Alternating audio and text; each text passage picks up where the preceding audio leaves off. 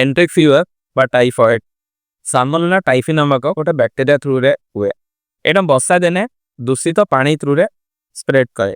मुख्यतः एथरे पिला माने आक्रांत होती। एथरे हाई ग्रेड ज्वर, मुंड बथा, पिला देहरे लाल लाल रैश हवा, पेट दरज हवा, आउ तरल झाड़ा किंबा कॉन्स्टिपेशन सहित पिला माने आम पाखु प्रेजेंट करते। आर डायग्नोसिस पे ब्लड कल्चर किंबा टाइफी.आईजीएम टेस्ट करा जाए। वाइडल टेस्ट जोटा कि गाँ गली बहुत परिमाण करा जाउची। एटा बहुत नॉन स्पेसिफिक आउ आदर किछि वैल्यू न थाए।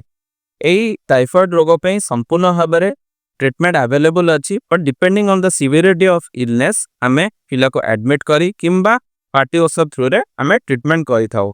एटा जे मु एथे फोकस करिया को चाहूची जे टाइफॉइड रोगर टीका अवेलेबल अच्छी। जदि पिला एई टीकाटी नियंती ताकर टाइफॉइड रोगर होथिबा सीवियर कॉम्प्लिकेशन जेमति कि मेनिंजाइटिस इंटेस्टाइन परफोरेशन ए सब कॉम्प्लिकेशंस गुडा को प्रिवेंटेबल हेई पारबो।